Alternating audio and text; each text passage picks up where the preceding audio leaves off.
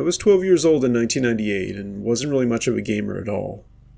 However, my uncle got me Half-Life for Christmas, which definitely changed that. The game came in a bright orange box, promising an adventure that would blend science fiction with horror, a concept that was new to me. Little did I know, this game would not only immerse me into the world of gaming, but also into a reality I could never have imagined. The first few hours with Half-Life were typical. I was Gordon Freeman, fighting through the Black Mesa research facility after a science experiment went horribly wrong. The graphics for the time were stunning, and the AI was smarter than anything I'd seen. But it was one night, about a month into playing, when things started to get strange. I was in the chapter Blast Pit, navigating through the silo with those tentacle creatures. The game had already set a creepy atmosphere, but that night, it felt different. The sound seemed too real, the shadows in the game flickered as if mirroring an unseen light source in my room. I shrugged it off as my imagination, fueled by the game's eerie environment. Then it happened. Just as I was about to exit the level, the screen flickered, and for a brief moment, I saw not Gordon's hands, but what looked like my own, rendered in the game's graphics. I paused, heart racing, thinking it was a glitch or some Easter egg I hadn't heard about. I unpaused, and everything seemed normal again, so I continued. As I progressed, the game started to incorporate elements that were eerily personal. The scientists start mentioning my name instead of Gordon's, talking about my school and my friends. At first I thought it was some advanced feature, maybe something to do with the computer's microphone picking up my conversations, but there was no way it could know these details. The pinnacle of this experience came when I entered an office that shouldn't have been in the game. On the desk was a computer, and on its screen was my desktop, my actual computer's desktop, with my homework files and family photos. I moved Gordon closer, and the in-game screen zoomed in, showing a file named halflife_reality.doc. I clicked it, and a document opened. If you are reading this, you have gone too deep. The resonance cascade was not an accident in your game. It was a bridge we hoped would never be crossed. You need to stop playing, or you'll bring more than just headcrabs into your world. Shut it down, now. Panicked, I tried to exit the game, but the computer wouldn't respond. The room in the game started to distort, walls bending inward like some sort of digital quicksand. Then, from the game's speakers, I heard a voice, unmistakably my uncle's, but distorted. You should have listened to the warnings in the game. It's too late now. The screen went black, and my room was suddenly filled with the sounds of the creatures from Half-Life. I could hear the skittering of headcrabs, the haunting call of hound eyes. My room's light flickered, and there in the corner, something moved, something that wasn't there before. Terrified, I yanked the power cord from the wall, plunging the room into silence and darkness. Breathing heavily, I dared not move until morning light crept through the curtains, revealing an ordinary room with no signs of the horrors from the game. I never played Half-Life again, and I've kept the story to myself, fearing no one would believe me. But every now and then, I hear a faint whisper or see a shadow move just at the edge of my vision. It reminds me that, perhaps, I never really turned off the game. For Halloween one year, I dressed up as Gordon Freeman, the protagonist from the Half-Life series of video games. I wasn't even a super big gamer, I just liked the aesthetic of a scientist shooting things, I guess. My costume was pretty accurate, an orange and gray hazard suit, thick frame glasses, and I even managed to find an old crowbar at a garage sale to complete the look. The night was chilly, the kind where the fog hangs low and the streetlights cast an eerie glow. My friends and I were headed to a party in an old part of town, known for its historic, sometimes spooky houses.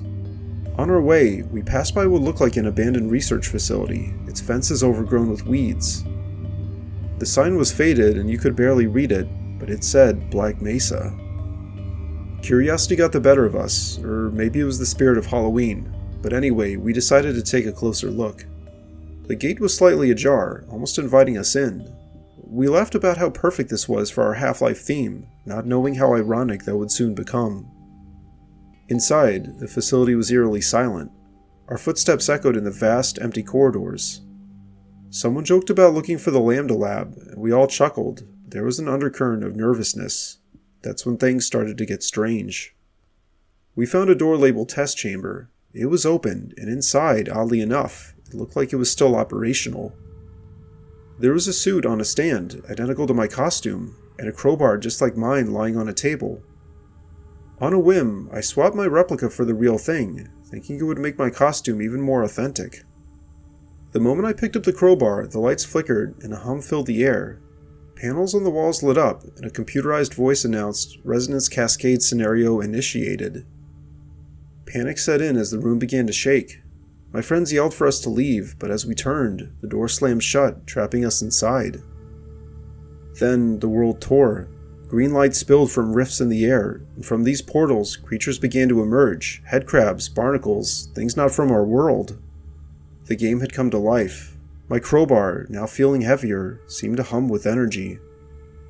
We fought for our lives, using whatever we could find. The irony wasn't lost on me. Here I was, Gordon Freeman for real, in a nightmare that mirrored the game too closely. We made our way through the facility, encountering more monstrosities, and looking for an escape or some explanation. Eventually we stumbled into what appeared to be the control room. There, an old scientist, who seemed both surprised and relieved to see us, explained hurriedly about an experiment gone wrong. He mentioned that the dimensions were overlapping, whatever that meant. He also said something about me having the Freeman's touch, implying the crowbar I took was key to closing the rifts.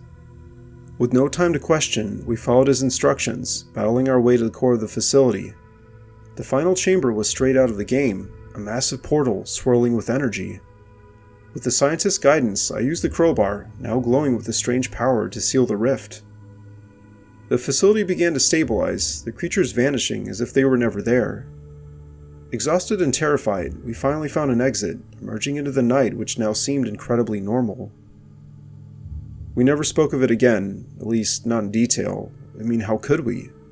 Who would believe that, for one night, we lived through a real-life Half-Life scenario?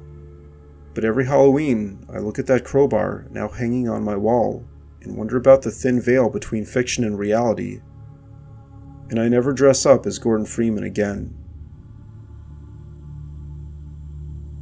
I took AP Chemistry in high school, and soon found out I was cooked.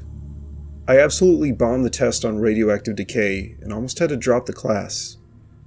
But it turned out, that failure was the least of my worries. It was the same year Half-Life was re-released with a mysterious update no one asked for, or so we thought. The update was strange. It came with no patch notes, just a cryptic message. Reality has layers, some better left undisturbed. My friends and I, all fans of the game, thought it was just some edgy marketing. We were dead wrong. The night I decided to play, my room was unusually cold. The game booted up normally, or so it seemed. Graphics were sharper and more real. But it was the sounds that got to me first. The usual hum of the Black Mesa facility felt too close, too real, like I wasn't just hearing it through speakers, but was actually there. I was playing as Gordon Freeman, navigating through what should have been familiar corridors, but they twisted in ways they hadn't before. The physics were off, objects floated when they should have fallen, and shadows moved without light sources.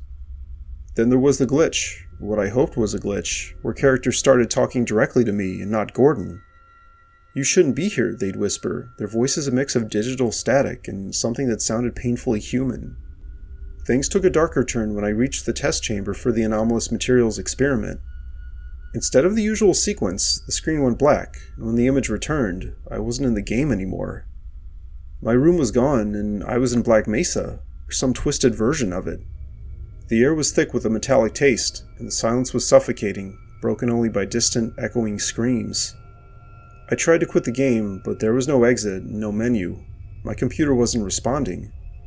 Instead, a new character appeared, one not from the game. He wore a lab coat stained with what looked like blood, his face hidden in shadows except for his eyes, which glowed faintly and unnaturally. "You fail to understand decay," he said with a voice that chilled me to the core. "Now, witness what decay truly means."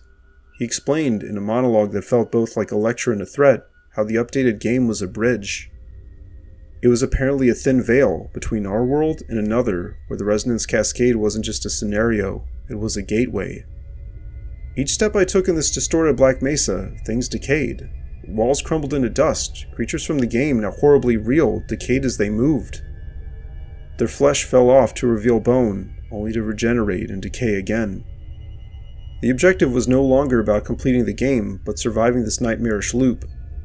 Reality and game blurred until I couldn't tell them apart. Every scientific principle I failed to grasp in my AP Chem class was manifesting around me in grotesque, horrifying ways. Then, as suddenly as it began, it ended.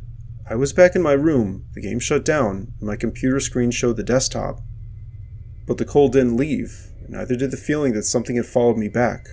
My room felt different, and I felt watched. From that night on, every time I heard about Half-Life, I felt a chill, not of nostalgia, but of an unresolved terror. I passed AP Chemistry eventually, but I learned my lesson in a way no classroom could teach. Some games are better left unplayed, especially when they start playing with reality itself.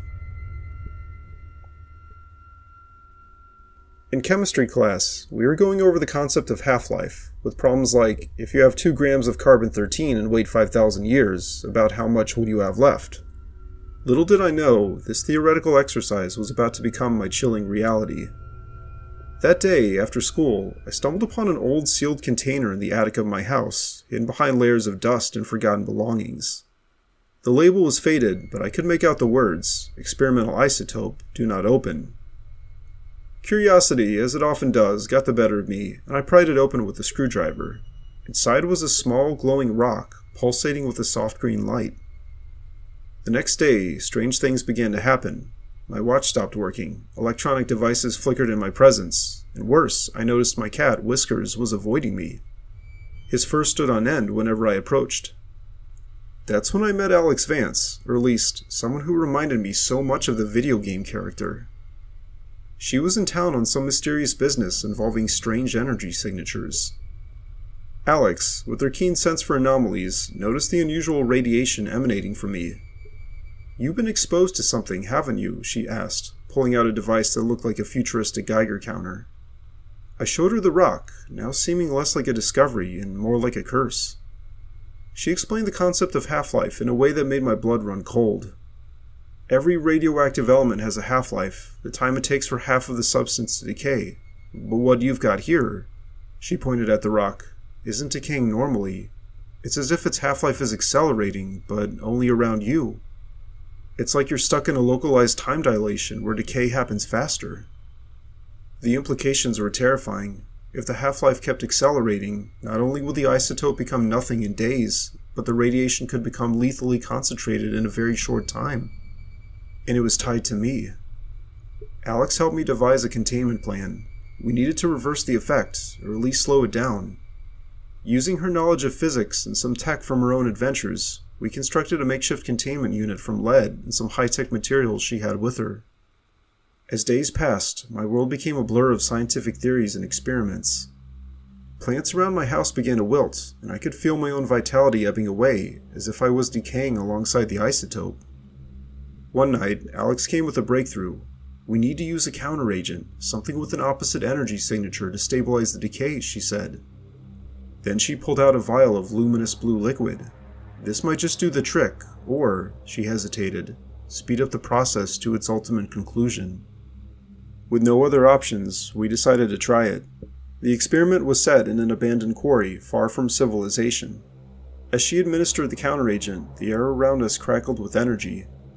The rock began to pulse violently, and for a moment, it seemed like time itself was bending around us. Then, there was silence. The rock's glow dimmed and then went out. My Geiger counter showed normal radiation levels. The half-life had stabilized, but at what cost? Alex checked me over, her face unreadable. "You're clear, but keep an eye on yourself. Time and decay are funny things. They can leave marks invisible to the eye." The ordeal left me with a deep respect for the unseen forces of nature. And as for Alex, she vanished as mysteriously as she appeared, leaving me to wonder about the thin line between science and the supernatural. My life returned to normal, or as normal as it could be, always with the lingering thought of that rock, now inert, sitting in a lead box. It served as a reminder of the day chemistry class became a living nightmare.